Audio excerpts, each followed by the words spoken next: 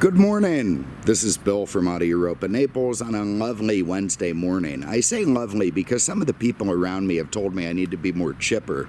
So I'm making an effort to do that, although it just doesn't feel natural, and it's definitely probably almost for sure it's just not going to last. Here I am tripping over cars as I back up.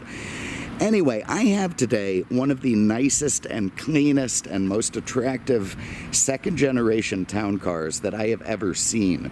When I saw this thing as a trade-in, I can't remember where the hell it was traded now, but I thought, oh my God, I mean, how can this be? Lincoln sold a ton of these cars. They were very, very popular, very successful cars, but almost all of them have fallen into bad ownership and certainly lost their luster. So to find one in this condition in the final year in a great color combination with low miles, it just felt like, tripping across a unicorn nest. You can see the design of this car is quite nice. I think the second generation town car got more love and more attention and more design philosophy than any of the others. Even though the town car name has been around since, I don't know, God, the 1930s, 1981 was actually the first car designated as only a Lincoln town car. Everything before that was a Continental town car. The town car was an addendum to what the actual model was. Town car only became an actual full-on model in 1981, which means that this is only the second generation town car. Of course, Cadillac always had their Sedan DeVille, which is kind of a Ponzi name for town car, but Lincoln, they just put it out there. Here it is, opera windows and all, and God bless them for it. This is based on the Panther Platform, which was truly the last of the traditional American cars. And by traditional, what I mean is a full body-on-frame setup. Going back probably to the first 33, Ford. I mean, it was uniquely American, this setup, taming the open road in a big Luxo boat, full-framed isolation car, and we'll get into what that means in a minute. 97, again, the final incarnation of this design. One of the key factors is they got rid of the little quarter windows on the back window. It became a little bit more smooth. Also color-coded rear-view mirrors, side-view mirrors, which were chrome on earlier models. They also did a little freshen up on the headlights and grille, that sort of thing. It does have the traditional upright headlights. Lincoln insisted that it have a radiator-style grille. It does have the upright taillights, but the whole fleet-sided look of earlier town cars with these straight body panels was gone, and this thing became significantly more aerodynamic, but all while keeping that terrific Panther platform. Oh, God. And by the way, the Panther is, the Crown Victoria, the Grand Marquis. It was a hugely successful platform for Ford. And believe it or not, when it came out in '79, it was a downsize. I mean, the length of this thing. And the Panther was actually downsizing the full-frame earlier Ford. So, interesting stuff. Anyway, let's just get into this thing. Love the taillight treatment, absolutely beautiful. I like the way it runs across the center. I'm such a sucker for town cars. They really can do no wrong, in my opinion. I'm going to press and hold the unlock. Up pops this giant trunk. And again, this is just classic American car style. And you see I've got my bag tag in there. Forgot it was there. This one also does have the infant containment net, and it's huge. You'll be able to put like 2 or 3 babies in there. So if you want to make a little money babysitting, not a problem. You're going to fit whatever you need in there, obviously. It's just an enormous trunk. That's an air suspension shut off the compressor, so if the thing's going on a lift, make sure your mechanic turns that off so the air compressor doesn't start freaking out. Also an emergency gas door release, and a little teeny tiny inflatable spare tire. Actually, it's not, it's already inflated, but it's a donut. You could have a big one in there, but this one came with the donut. But suitcases, bodies, whatever you want to put in the back of this thing is not going to be an issue. And it's just enormous. And that is why these cars were so heavily used by livery companies, not just for their space, but for their incredible reliability. Also has a trunk suck down, classic American style. Just click it in and it sucks down nice and easy. Have a look under the hood.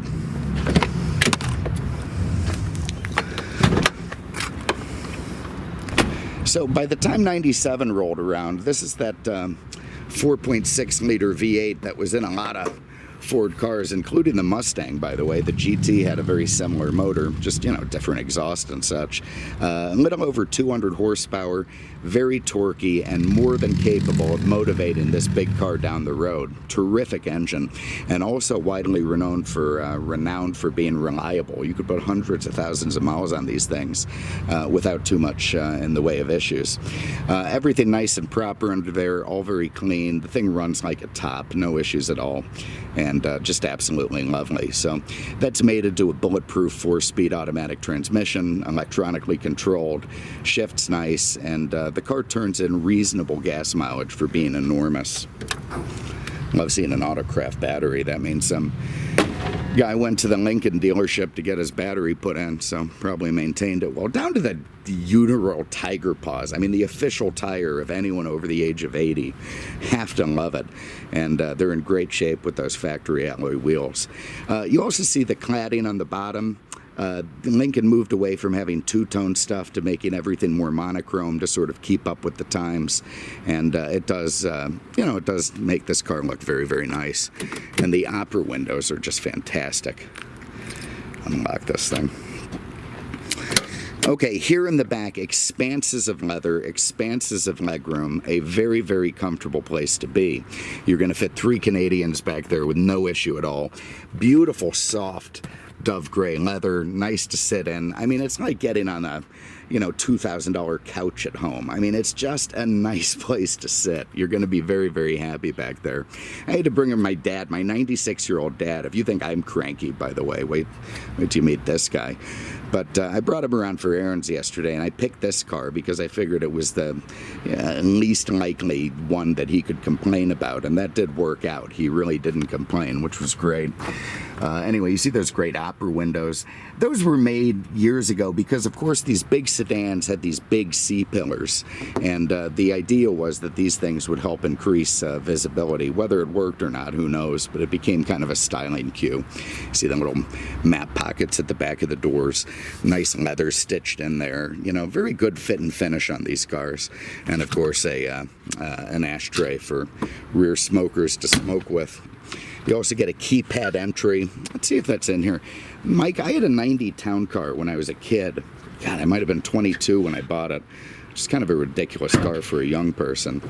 But I found the, yeah, there it is. So, let's see, 86288. Anyway, probably shouldn't be putting that on the video. He's going to get robbed, but let's test it out anyway. You can change it. Yeah, that would work. So if let's see if I lock it. Hold on.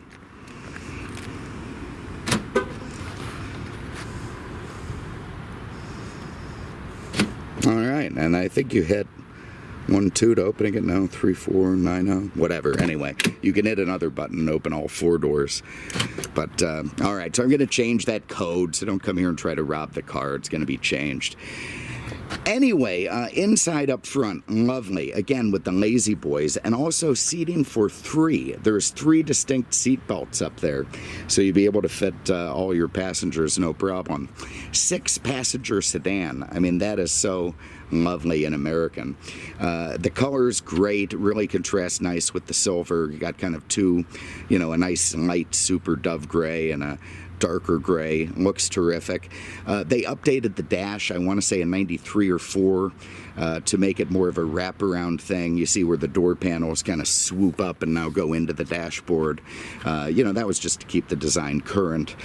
They also screwed around with the switches and whatnot. You've got your seat memory here, your power seat controls. You got more power seat controls down there. You got your fuel release, trunk release. They moved the door lock thing and the mirrors up to this little weird thing. And anyway, everything all nice and proper. Even got a nice little compartment in there to fit a, you're going to have to put a pretty small 9 in there, but you get it in. No problemo. Let's hop in.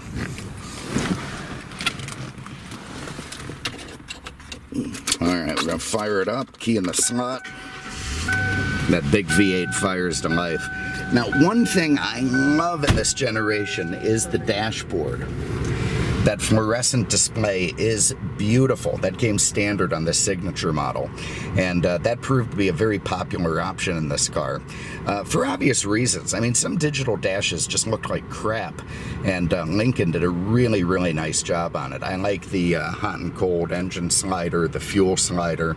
You got your compass in the middle, miles per hour, 67,000 miles on this thing, which is ridiculous low. You can panel dim it over here. You've got your Twilight Sentinel, that's the GM version, the auto lamp, and Ford. They definitely use plainer language. Get my seatbelt on. And anyway, all in all, just a terrific looking instrument cluster in this car. And I mean, this thing is 22 years old. It is a miracle the condition this car is in. The steering wheel, you got the multifunction stuff. It has two airbags on it. Over here, I love this steering effort slider from low to high. So when you're tooling around a parking lot or just cruising, you put it in low, the steering effort's going to be nice and light, you know, pinky light. You can move it over to high when you're on the highway, and you won't feel like, you know, you're gonna end up rolling the car because the steering's just too twitchy. So pretty neat that they gave you control about that, the steering. That's just something I haven't seen in many other cars. I know in some BMWs currently you can mess with the steering, but you have to go through the iDrive to do it, and it's like you need to be Stephen Hawking. This thing's just a great little slider switch. You got your wipers there. You got a very classic column shifter with the OD off if you, you know, for any reason you need to have OD off. I guess if it's shifting on mountains or something. And just a very nice, you know, setup. The way you're sitting here in this incredibly comfortable Lazy Boy and looking at the display from Star Trek The Next Generation. You got your PRNDL beneath it, warning light stuff around it. And it's just lovely. Big long hood with the classic hood ornament in the front. You got an index, like a cassette. I don't know if we got a changer somewhere in this thing. Let's see, CD. No DJ. Yeah, somebody killed the DJ. So anyway, you got a cassette. If you want to run a adapter into that, you can use your phone, or, you know, I'm sure you could find some way to hook an auxiliary to it. You have this silly little clock, which is kind of hard to see. It's 8:15, but anyway, they have that on a little pod on top of the dash just to need it. No analog clock. So wow, for a luxury car, they're letting down the side. You've got your rear defrost here, your in-dash automatic climate control. You got an ashtray. You've got your cup holders all where you want them. No center console to get in the way of your center passenger. Of course, a glove box over there, airbags, you know, whatever you need. Self-dimming mirror, nice stuff. HomeLink garage door opener. I like the way the little interior lights work with the tilting. It's all just very clever. All right, we got our low steering effort on. We got expanses of hood in front of us. And go for a spin. So again, when I say America has lost something, this is the last true American sedan. You know, Cadillac left the game in the mid-90s. Chrysler left it before that. I think the last one they had was like the Diplomat or something. And all that was left was Lincoln with this big body-on-frame, you know, quite the opposite from what the Europeans are doing, where they're, you know, they're wanting you to be connected with the car. They're wanting you to be, you know, sort of feeling everything through the wheel and the brakes and the drive. This thing is all about isolation from the road. I mean, you know, the way that the body mounts on the frame to keep you free from vibrations or, you know, any sort of, oh geez, we're going to get killed here. It's where people speed up when they see that you want to cut in. I mean, God forbid somebody gets in front of them. Notice that about Ultimate drivers in particular, never mind the ones with aftermarket wheels.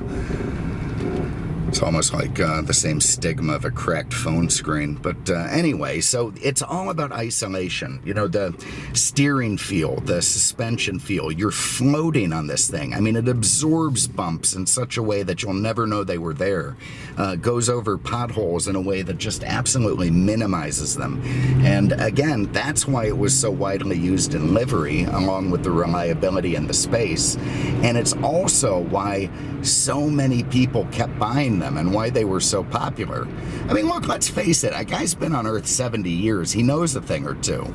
You know, the 4 million old people can't be wrong when they all want town cars. There's a damn good reason for it, and that's why I bought one when I was in my 20s. I respect my elders. I know they have experience, and they were right. I loved owning that thing, and I swear to God, I drive my old Silverado pickup truck around. That's it. I've driven so many damn cars. It's just nice to have my own old turd of a truck to operate. This is one of the few cars that would actually tempt me into driving it for a few days, living with it, owning it, enjoying it. And it just tells you, even an old, jaded, miserable car guy, sometimes can get excited over something that he knows is good. And I know this car is good. So again, you're floating down the road. There's just, no finer way to eat up the miles, eat up the pavement on a long trip. Freezing air conditioning coming out. This thing is just all about comfort and loveliness. And that is why I love town cars. So there it is. This one, again, it's on our lot. I just grabbed it off there. Obviously I'll be reviewing the cars that I buy, and it should be on the sale site, but I like it too much, so I put it on the review site. Hell with it. I appreciate it. Anyway, there it is. If you want to have a look at it online, it's aenaples.com, and otherwise we'll see you soon with something else. Thanks for having a look.